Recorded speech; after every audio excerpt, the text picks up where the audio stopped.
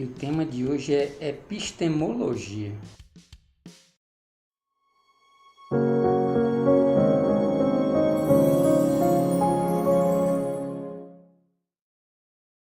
Já ouviu falar nisso?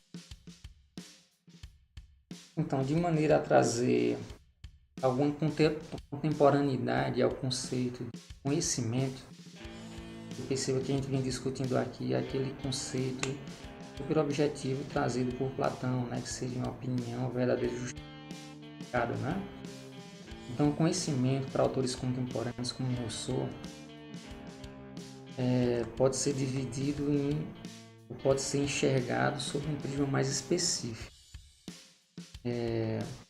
Para ele, aquilo em que acreditamos firmemente e que é verdadeiro, desde que seja intuitivo ou inferido lógica e psicologicamente, de outro conhecimento do qual ele se siga logicamente, isso seria conhecimento.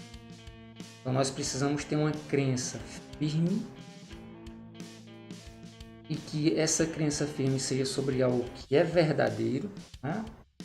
É preciso que seja intuitivo, ou se não intuitivo de imediato, e seja inferido lógica e psicologicamente.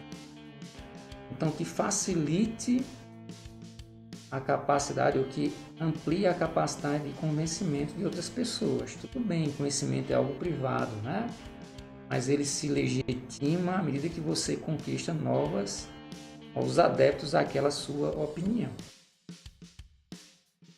Então é preciso que exista esse desencadeamento lógico e psicológico para que uma crença que você tenha firmemente, que seja verdadeira, alcance o status de ser conhecimento. Agora existe um outro status, aquilo em que nós acreditamos firmemente e que não é verdadeiro. Então existem as coisas que eu acredito firmemente que não são verdade, existem aquelas coisas também que eu acredito firmemente que não é verdadeiro. O senhor chama de erro. Algumas pessoas chamam de ficção. Eu tenho plena consciência de que aquilo é verdade, mas no fundo é uma mentira. Eu estava equivocado no meu julgamento. Aquilo em que acreditamos firmemente e que não é nem conhecimento, nem erro, ou que acreditamos com alguma hesitação, ou seja, com alguma incerteza, eu não consiga afirmar de maneira determinística aquilo que envolve incerteza, chama-se de opinião provável.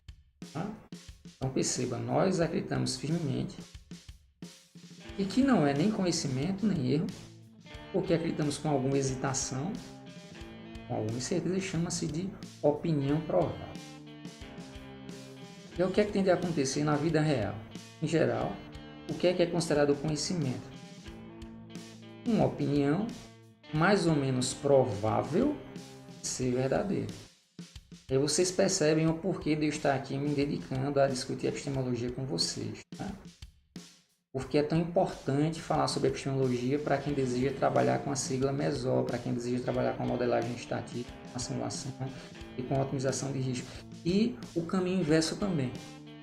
Porque é que essa sigla é tão importante para quem deseja realizar pesquisa científica. Porque ao final das contas, a grande maioria das coisas que nós hoje consideramos como conhecimento é apenas uma opinião mais ou menos provável de ser verdadeira.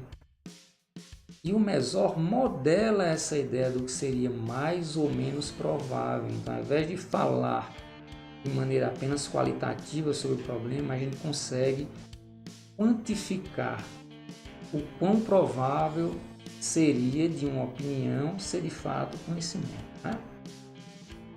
Então é onde você entra com um arcabouço que termina se confundindo o conhecimento científico ou o método científico com o método estatístico ou com o conhecimento estatístico que é promovido pela modelagem, pela simulação, pela otimização. Sempre que você tenta abordar a incerteza, De fato, a estatística é a ciência que se dedica a modelar a incerteza. Então, Quem fala sobre conhecimento precisa compreender a ideia de estatística, né? Está presente aí nas diversas áreas do conhecimento. É vasto o ramo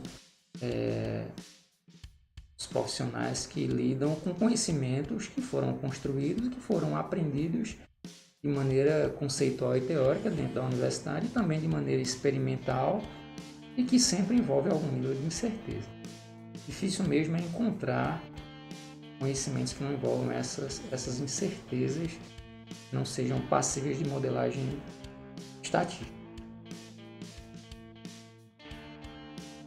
Esse é mais um conceito interessante de a gente tentar colocar em um quadro. Então, pensando no conceito de conhecimento definido por Rousseau, tá? Nós teríamos aqui o nosso quadro, como a gente fez antes, o conceito trazido por Platão. Tá? Então, a gente teria aqui as crenças firmes da pessoa, olha só. Algumas dessas crenças firmes, elas se confundem com aquelas crenças que seriam as verdadeiras. Vocês vão se lembrar das opiniões do sujeito, das opiniões verdadeiras que eu tinha no quadro anterior, né? A gente vai ter aqui uma interseção entre esses dois mundos, que seriam as crenças intuitivas inferidas, Rousseau defende. E a gente teria aquelas crenças firmes que não são verdadeiras, que seriam os erros cometidos por nós, pelas pessoas, e que ao final uma opinião mais ou menos provável de ser verdadeira se confundiria com essas crenças intuitivas inferidas. Né? Bom, aqui resumiria esse conceito trazido por Rousseau. Bom, então vamos aqui tentar seguir os passos de um bom estudo epistemológico, né? Seguindo aqui a pegada de tentar compreender como é que se dá essa ideia do conhecimento, né? E aí, o conhecimento ele envolve basicamente dois tipos de fatores. Nós temos fatores subjetivos, lembrando o conceito de Platão, né? Então, conhecimento é uma opinião verdadeira e justificada. Então, dessa tríade, dois elementos são subjetivos. As opiniões, nossas opiniões, e nossas justificações. A gente ganha um plano maior, a gente tenta trazer justificações com caráter mais científico, mas sobre isso a gente conversa daqui a pouco. Então a gente tem os fatores subjetivos e tem também os fatores objetivos, que seriam as verdades, tá? Aquilo que nos separa da realidade ou aquilo que para nós é útil a depender da filosofia da corrente que você deseja seguir, epistemológica. Tá? De qualquer maneira, as verdades seriam objetivas e as opiniões e justificações seriam subjetivas. O conhecimento ele envolve também dois elementos básicos. O sujeito cognoscente, ou seja, o sujeito interessado e capaz de se debruçar sobre um indivíduo, ou o objeto conhecido como cognoscível. Então o sujeito é cognoscente, capaz de aprender sobre, e o objeto seria aquilo sobre o qual nós desenvolvemos o nosso conhecimento. Sobre o qual nós desejamos ter conhecimento. E o que é que pode gerar conhecimento? A gente já falou sobre os fatores, já falou sobre os elementos básicos, e agora a gente destaca como é que se dá origem à ideia do conhecimento. O que é que pode gerar conhecimento? Basicamente, nós temos aí duas dimensões que nos permitem gerar conhecimento. A primeira dimensão são os nossos 5 sentidos. Nós temos nossa visão, nós temos a nossa audição, nós temos o nosso tato, nós temos o nosso olfato, nós temos o nosso paladar. Então, são os sentidos que nos permitem se comunicar com o mundo exterior. Tá? O mundo dos sentidos nos permite, então, gerar conhecimento. A experiência, experimentar, nos permite gerar conhecimento. Mas não apenas a experiência. A nossa mente é uma fonte também inesgotável de geração de conhecimento. Enquanto que os nossos 5 sentidos nos permitem se comunicar com o mundo exterior, a nossa mente nos permite se comunicar com o nosso mundo interior. Tá? nosso mundo espiritual, se vocês desejarem pensar dessa maneira. Campo de discussão filosófica. Então, muitas coisas que os sentidos não nos permitem, a nossa mente consegue chegar. Por exemplo, os nossos sentidos não nos permitem perceber o infinito, mas a nossa mente nos permite perceber o infinito. Foi a partir de um exercício mental, grandes descobertas físicas foram realizadas. Pesquisadores contemporâneos como Stephen Hawking, né? Ou pesquisadores que fundamentaram a matemática como ela é hoje, como Newton, utilizaram da sua mente para conseguir sair do mundo e tocar o infinitamente grande e o infinitamente pequeno. Então, são duas fontes ali que se aliam na geração de conhecimento. Pena que ao longo da história houve sempre uma cisão, de novo, né? Foi polarizado. Então, quem acreditava nos sentidos desacreditava da mente e vice-versa. E que hoje, devido ao criticismo, definido por Kant, bem formulado por Kant, a gente consegue tocar bem na ideia de gerar conhecimento científico. E quais seriam os tipos de conhecimento? Tá? A gente já tem ali os fatores, já tem ali os elementos básicos, o que é que pode gerar o conhecimento, mas quais seriam os tipos de conhecimento? Olha, a gente tem um ramo enorme de tipos de conhecimento. Vou falar um pouquinho sobre cada um deles agora. Bom, falando sobre os tipos de conhecimento, eu vou começar pelo sensorial ou sensível, né, que tem a ver com os nossos sentidos. Então, não apenas os seres humanos têm esse sentido. Na verdade, a gente tem ali outras espécies de vida que têm, às vezes, algum sentido muito mais aguçado do que o nosso. Por exemplo, uma águia consegue enxergar muito mais do que a gente. Os sentidos tato de alguns animais são muito mais aguçados do que os nossos, né? Então, é um sentido que é obtido a partir das experiências sensitivas e fisiológicas, né? O tato, visão, olfato, audição e paladar do sujeito sobre o objeto. É o que nos aproxima dos outros seres vivos. A gente tem também aquele tipo de conhecimento que chega muito fácil, né? Que é a nossa intuição. Inclusive, alguns autores discutem se a intuição deveria ser ou não considerada como conhecimento. Bom, para mim a intuição é super importante. Eu diria que para realizar pesquisa científica você precisa sim começar e até dar sequência e concluir seus trabalhos usando sempre a sua intuição. Não dá para desligar esse botãozinho, né? Então é algo que você observa, que você, quando olha para o objeto, você já intui sobre. Você acredita que venha a acontecer alguma coisa, aí você se debruça em seguida para tentar justificar aquela opinião de início que você construiu, que se baseia na sua intuição. Então, seria algo espontâneo. Tá? No conhecimento intuitivo, ao ser percebido, o objeto é imediatamente apreendido. Usualmente a partir do alinhamento entre a razão do sujeito cognoscente, né, daquele que observa, e alguns dos 5 sentidos do sujeito. A gente tem também o conhecimento conhecido como popular, o senso comum. Aquilo que você escuta de geração em geração, aquilo que é oriundo das tradições, que é hereditário, né? Aquilo que é cultural, a cultura da experiência ordinária, sem compromisso com a apuração ou uma análise metodológica mais sofisticada, né? Aquilo que você simplesmente vê acontecer e que acredita que venha a se repetir. Então, o conhecimento popular é também um tipo especial de conhecimento. Ele não pressupõe reflexões, é uma forma de apreensão passiva, né? Não envolve muita crítica, ela é acrítica e superficial.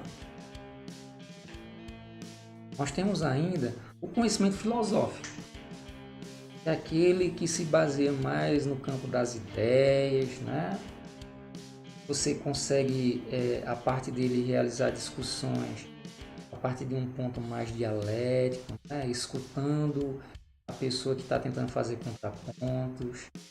Então, o conhecimento filosófico, ele busca as verdades do mundo por meio da indagação e do debate. Então, a ideia é você estar aberto ao debate e ao diálogo, né?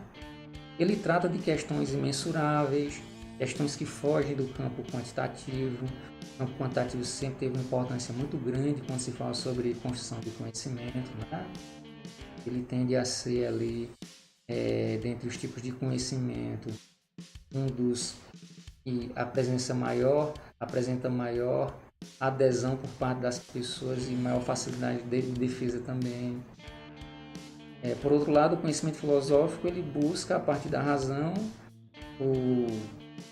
uma forma de pensar do sujeito, né? Ou seja, aliar a forma de pensar do sujeito com argumentos que sejam inteligíveis. O conhecimento filosófico ele prioriza o olhar sobre a condição humana e da existência. Então você consegue discutir sobre alguns conteúdos sem precisar tanto recorrer aos seus sentidos. Nós temos também o conhecimento religioso ou teológico, que se baseia na fé, que é fruto da revelação da divindade, né? Então é um tipo de conhecimento que realmente nos leva ao campo mais espiritual, não necessariamente ao campo dos nossos sentidos, mas ao campo da nossa racionalidade no sentido mais estrito da palavra. Ele defende a existência de Deus, esse tipo de conhecimento, e que os textos correspondentes foram escritos mediante inspiração divina, devendo por isso serem aceitos como dogmas. Então seria ali uma corrente epistemológica mais dogmática, mais axiomática, envolvendo verdades absolutas e inquestionáveis. A questão do fundacionismo, né? E nós temos, por fim, o tipo de conhecimento que se aproxima mais da sigla MESOR, que se aproxima mais de boa formação, uma graduação, o tipo de conhecimento que realmente fundaliza ou fundamenta os cursos de pós-graduação, que seria o conhecimento científico, o conhecimento que tende a embasar os remédios que você consome, tende a embasar as tecnologias que você consome, tende a embasar o jeito que a sociedade se comporta, seria o conhecimento científico. E por que é que ele é tão valioso e tão valorizado? Porque ele preza a apuração e a constatação. Então ele precisa fazer o casamento crítico, uma maneira criticista de pensar, ou uma corrente criticista de pensar, que você tenta conciliar tanto os sentidos quanto a sua razão para construir algo que tem ali fundamentos mais perenes, né?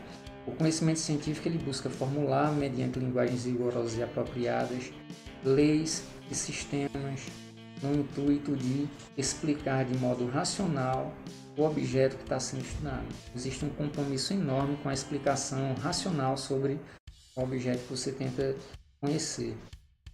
Ele não se contenta com explicações sem provas concretas, ele vai muito além dos outros tipos de conhecimento, porque tem todo esse rigor. Ele tem os seus alicerces na metodologia e na racionalidade. Então, por um lado, ele procura provas, ele procura usar os 5 sentidos, procura também a racionalidade. Análises são fundamentais no processo de construção e síntese que permeia o conhecimento dito científico. Então, é necessário um processo que, inclusive, permita replicações e sintetize o passo a passo para que alguém que deseje revisar o que você defende como conhecimento possa seguir os mesmos passos e, com alguma probabilidade, alcançar exatamente ou aproximadamente os mesmos resultados. Ele se baseia em 6 pilares, né? Então ele segue uma forma sistemática de organização. Existe um roteiro muito bem definido para esse tipo de conhecimento, se aproxima demais do criticismo. Ele traz uma definição dos métodos de investigação muito clara. Ele tem um compromisso de reduzir os fenômenos a níveis mais fundamentais, é você procurar a causa raiz que faz com que as coisas venham a ser do jeito que elas são. traz uma precisão, uma claridade na linguagem. Vocês vão perceber que tudo isso foi um acúmulo, foi uma agregação de valor ao que a epistemologia foi registrando ao longo do tempo. A questão de como se comunicar, o jeito científico ele tende a ser mais preciso, mais claro, mais polido na linguagem. A questão da incompletude e da falibilidade do conhecimento científico, que é super importante, talvez seja aquele que de maneira objetiva permite que você deixe claro que o que você está defendendo é apenas uma opinião e que é mais ou menos provável de ser verdadeira. Então, o conhecimento científico ele já traz consigo a ideia de que ele não está fechado, não é uma coisa definitiva, ele permite revisões, ele é falível e que inclusive, com um exercício de humildade e de coragem, ele permite que as pessoas desejem, busquem revisá-lo e até levá-lo ao descrédito, né?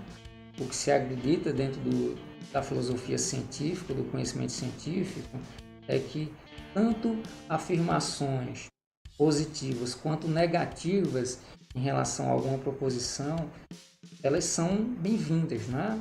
O importante realmente é se aproximar da verdade daquela maneira que Aristóteles defendia, né?